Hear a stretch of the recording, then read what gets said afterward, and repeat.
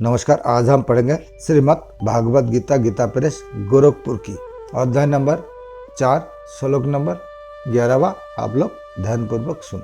संबंध जन्म की दिव्यता का वर्णन तो हो गया, अब कर्म की दिव्यता क्या होती है इस विषय का आरंभ करते हैं। व्याख्या। भक्तों भगवान की जिस भाव से, जिस संबंध से, जिस प्रकार से शरण लेता है, भगवान भी उसे उसी भाव से, उसी संबंध से, उसी प्रकार से आश्रय देते हैं। जैसे भक्त भगवान का अपना गुरु मानता है तो वे श्रेष्ठ गुरु बन जाते हैं। शिष्य मानता है तो वे श्रेष्ठ शिष्य बन जाता है। माता पिता मानता है तो वे श्रेष्ठ माता पिता बन जाते हैं। पुत्र मानता है तो वे श्रेष्ठ पुत्र बन जाते हैं। भाई मानता है तो वे श्रेष्ठ भाई बन जाते हैं। सखा मानता है तो वे श्रेष्ठ सखा बन जाता है। नौकर मानता है तो वे श्रेष्ठ नौकर बन जाते हैं। भक्तों भगवान के बिना व्याकुल हो जाता है तो भगवान भी भक्तों के बिना व्याकुल हो जाते हैं। अर्जुन का भगवान श्री कृष्ण के प्रति सखा भाव था तथा वे उन्हें अपना सारथी बनाना चाहते थे। अंत भगवान सखा भाव से उनके सारथी बन गया। विश्वामित्र ऋषि ने भगवान श्री राम को अपना शिष्य मान लिया तो भगवान उनके शिष्य बन गए। इस प्रकार भक्तों के श्रद्धा भाव के अनुसार भगवान का बैराही बनने का स्वभाव है। अंत ब्रह्मांड के स्वामी भगवान भी अपने ही बनाए हुए साधारण मनुष्य के भावों के अनुसार बर्ताव करते हैं। यहाँ उनकी कितनी विलक्षण उदारता, दयालुता और अपनापन है। भगवान विशेष रूप से भक्तों के लिए ही अवतार लेते हैं, ऐसा प्रस्तुत प्रकरण से सिद्ध होता है। भक्त लोग जिस भावों से, जिस रूप में भगवान की सेवा करना चाहते हैं, भगवान को उनके लिए उसी रूप में आना पड़ता है जैसे उपनिषद में आया है।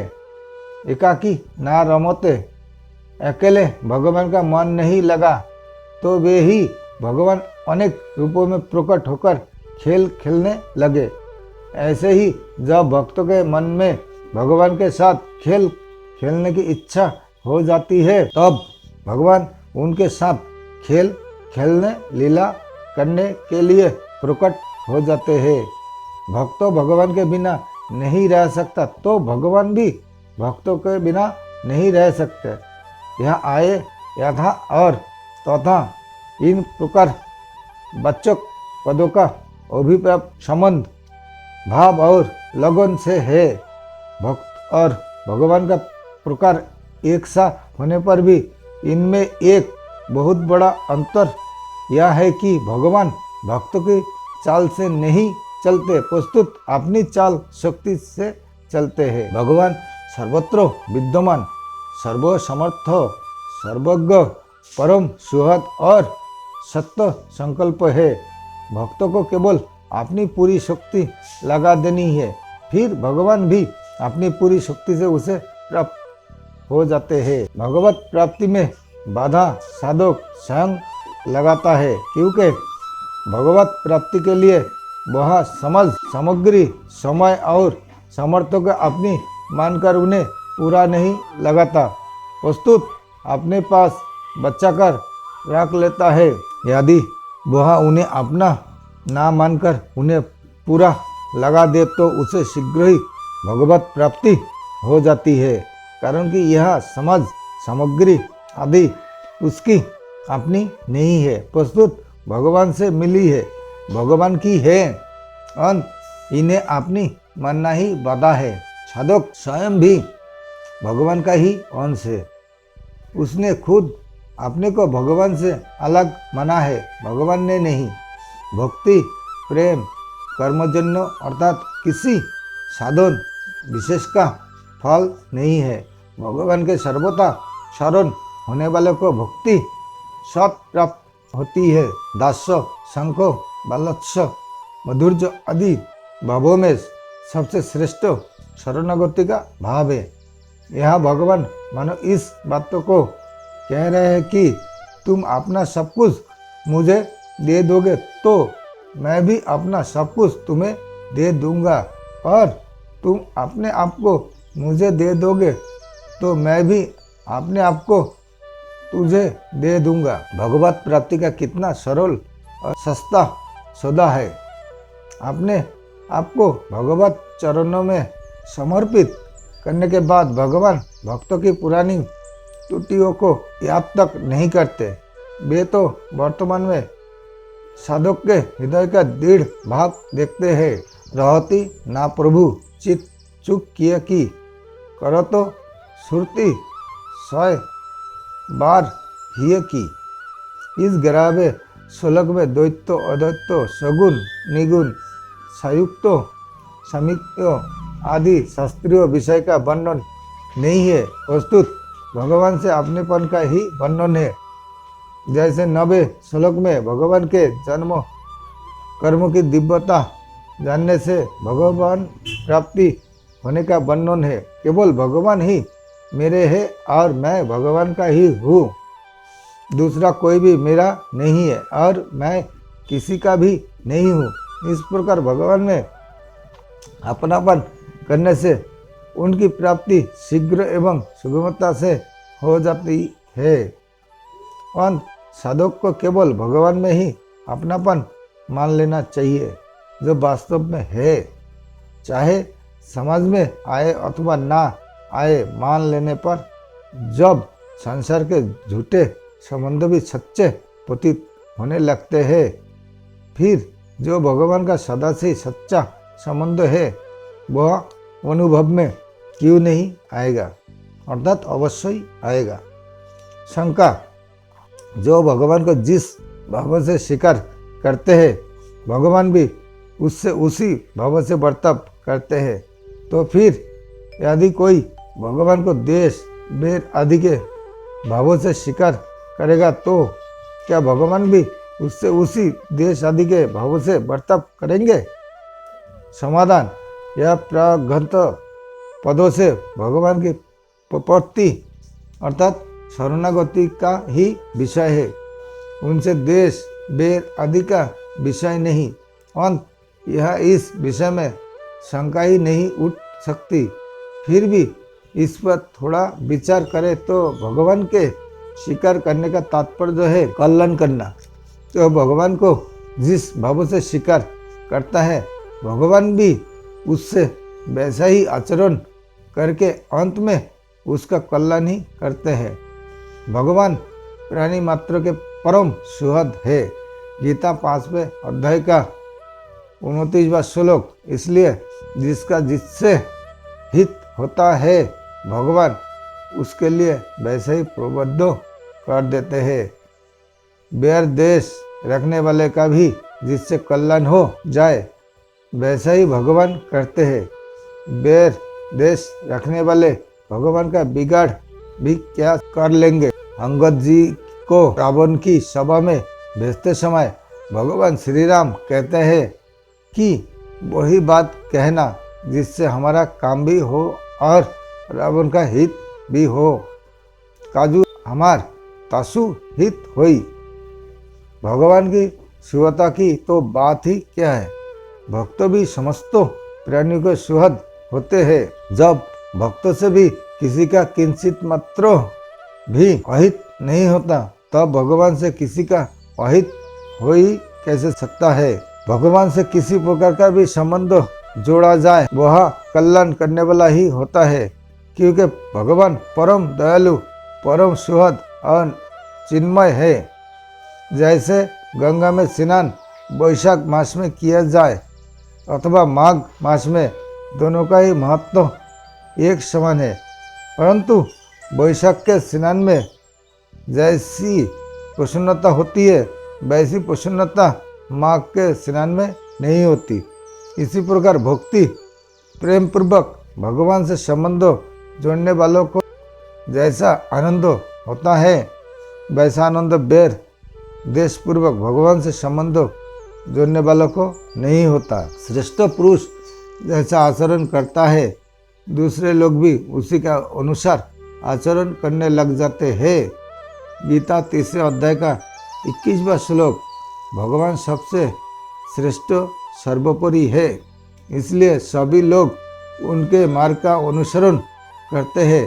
3 अध्याय में 23वें श्लोक के उत्तरार्ध में 23वें श्लोक के अंतरार्ध में भी यही बात उपयुक्त पदों से ही कही गई है।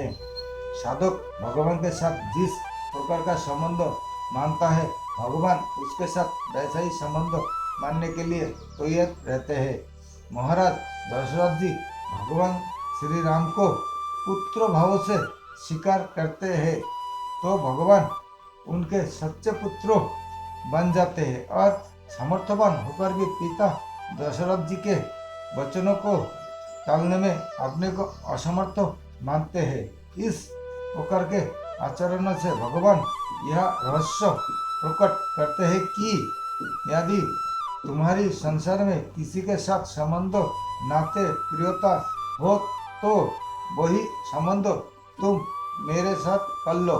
जैसे माता में प्रियता हो तो मेरे को अपनी माता मान लो, पिता में प्रियता हो तो मेरे को अपना पिता मान लो, पुत्र में प्रियता हो तो मेरे को अपना पुत्र मान लो आदि। ऐसा मानने से मेरे में वास्तविक प्रियता हो जाएगी और मेरी प्राप्ति सुगमता पूर्वक हो जाएगी। दूसरी बात, भगवान अपने आचरणों से यह शिक्षा देते हैं कि जिस प्रकार मेरे साथ जो जैसा संबंध मानता है उसके लिए मैं भी वैसे ही बन जाता हूँ। इसी प्रकार तुम्हारे साथ जो जैसा संबंध मानता है तुम भी उसके लिए वैसे ही बन जाओ।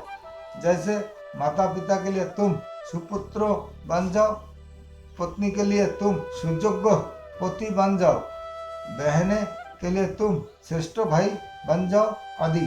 परंतु बदले में उनसे कुछ चाहो मत।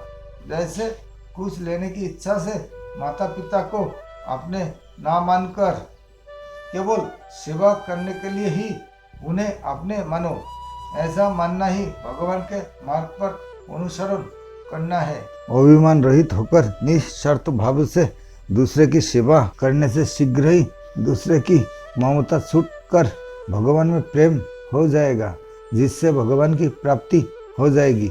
विशेष बात, अहंकार रहित होकर निस्वार्थ भाव से कहीं भी प्रेम किया जाए तो वह प्रेम स्वत प्रेममय भगवान की तरफ चला जाता है, कारण कि अपना अहंकार और स्वार्थ ही भगवत प्रेम में बाधा लगाता है।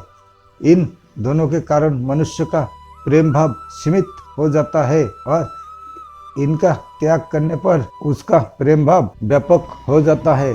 प्रेम भाव व्यापक होने पर उसके माने हुए सभी बनावटी संबंध मिट जाते हैं और भगवान का स्वाभाविक नित्य संबंध जागृत हो जाता है। जीव मात्रा का परमात्मा के साथ सत नित्य संबंध है। गीता 15वें अध्याय का 7वां श्लोक। परंतु जब तक जीव इस संबंध को पहचानता नहीं और दूसरे का संबंध जोड़ लेता है, तब तक वह जन्म मरण के बंधन में पड़ जाता है। उसका यह बंधन दो ओर से होता है। एक तो वह भगवान के साथ अपने नित्य संबंध को पहचानता नहीं और दूसरे जिसके साथ वास्तव में अपना संबंध है नहीं, उसके संबंध को नित्य मान लेता है। जब जीव ये यथा माह उपघते के अनुसार अपना संबंध केवल भगवान से मान लेता है अर्थात पहचान लेता है, तब उसे भगवान से अपने नित्य संबंध का अनुभव हो जाता है। भगवान के नित्य संबंध को पहचानना ही भगवान के शरण होना है। शरण होने पर भक्त निश्चिंत, निर्भय, निःशुक और निशंक हो जाता है। फिर उसके द्वारा भगवान के आज्ञा के विरुद्ध कोई क्रिया कैसे हो सकती है? उसकी संपूर्ण क्रिया भगवान के आज्ञानुसार ही होती है। परिशिष्ट भाव, तथापि जो इसको जिस रूप से दिखता है, भगवान भी उसके लिए उसी रूप से प्रकट हो जाते हैं। हम अपने को शरीर मानकर अपने लिए वस्तुओं की आवश्यकता मानते हैं और उनकी इच्छा करते हैं तो भगवान भी उन वस्तुओं के रूप में हमारे सामने आते हैं। हम असत में स्थित होकर देखते हैं तो भगवान भी असत रूप से ही दिखते हैं। जैसे बालक खिलौना चाहता है तो पिता रुपया खर्च करके भी उसको खिलौना लाकर देता है। ऐसे ही हम जो चाहते हैं परम दयालु भगवान स्वयं सदा सत स्वरूप रहते हैं भी रूप से हमारे सामने आते हैं। हम भोगों को ना चाहे तो भगवान को भोग रूप से क्यों आना पड़े, बनावटी रूप क्यों धारण करना पड़े। भगवान के स्वभाव में यथा तथा होते हुए भी जीव पर उनकी बड़ी भारी कृपा है, क्योंकि कहाँ जीव और कहाँ भगवान। अभिमान के सिवाय जीव में और क्या समर्थ है। फिर भी जीव का भगवान में आकर्षण होता है तो भगवान का भी जीव में आकर्षण होता है। जैसे विदुरानी जी अपने आप को भूल गई तो भगवान भी अपने आप को भूल गए और केले के छिलके खाने लगे तथा उसी में आनंद लेने लगे। भगवान के स्वभाव में यथा तथा केवल क्रिया में है, भाव में नहीं। भगवान का आस्तिक से आस्तिक व्यक्ति के प्रति जो स्नेह है, कृपा है, वैसा ही स्नेह कृपा नास्तिक से नास्तिक व्यक्ति के प्रति भी है। इसलिए भगवान के यथा तथा में स्वार्थभाव नहीं है। प्रस्तुत यहाँ तो भगवान की महत्ता है कि कहाँ जीव और कहाँ भगवान। फिर भी वे जीव को अपना मित्र बनाते हैं, उसको अपने समान दर्जा देते हैं। भगवान अपने में बड़प्पन का भाव नहीं रखते, यह उनकी महत्ता है। नमस्कार, आज के लिए यहाँ तक।